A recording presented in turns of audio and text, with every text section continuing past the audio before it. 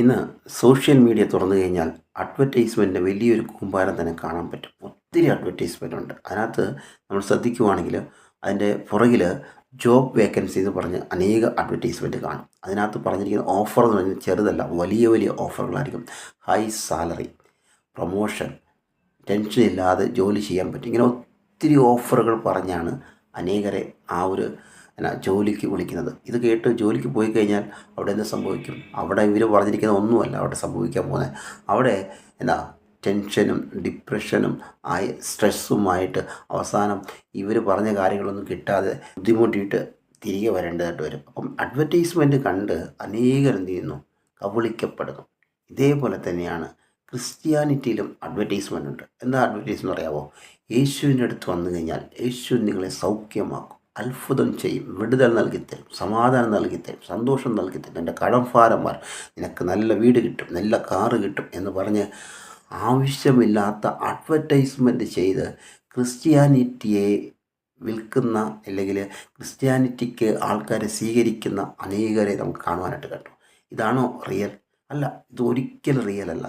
ക്രിസ്ത്യാനിറ്റിയുടെ reality എന്ന് പറയുന്നത് ദൈവവചനത്തിന് വ്യക്തമായിട്ട് പൗലോസ് പറയുന്നുണ്ട്. റോമർ 8:35 കഷ്ടതയോ സങ്കടമോ വാളോ ഉപദ്രവമോ എന്ന് പറഞ്ഞ് ഒത്തിരി കാര്യങ്ങൾ പൗലോസ് പറയുന്നുണ്ട്.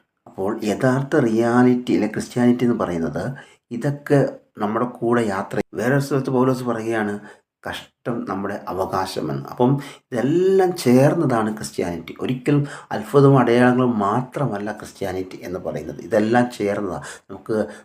നമുക്ക് കഷ്ടതയുണ്ടാകും, സങ്കടമുണ്ടാകും, പ്രയാസമുണ്ടാകും, ദുഃഖമുണ്ടാകും.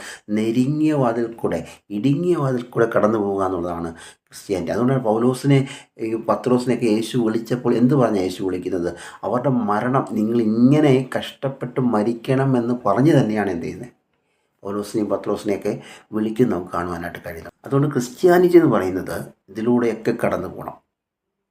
ഈ അത്ഭുതങ്ങൾ അടയാളങ്ങൾ മാത്രമല്ല, കഷ്ടത കാണും, സങ്കടങ്ങൾ കാണും, വേദനകൾ കാണും, നിരാശകൾ കാണും, പട്ടിണികൾ കാണും.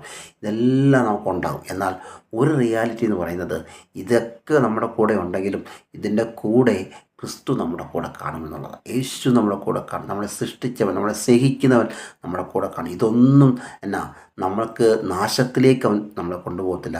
ഇതൊക്കെ കർത്താവായിട്ട് ഒന്നും കൂടെ പറ്റിച്ചേർന്ന് ഒന്നും കൂടെ അടുക്കുവാൻ, ഒന്നും കൂടെ വളരുവാനായിട്ടുള്ള സാഹചര്യമാക്കി ക്രിസ്തു നമ്മുടെ കൂടെ ഇരുന്ന് പ്രവർത്തിക്കും. ഇതാണ് റിയാലിറ്റി, ഇതാണ് ക്രിസ്ത്യൻ ലൈഫ് എന്ന് പറയുന്നത്. ഇതിനെ മനസ്സിലാക്കി ഈ അഡ്വർടൈസ്മെൻറ്റ് വേണം നമ്മൾ എന്ത് ചെയ്യേണ്ടത്? യഥാർത്ഥ ജനങ്ങൾക്ക് കൊടുക്കേണ്ടത്.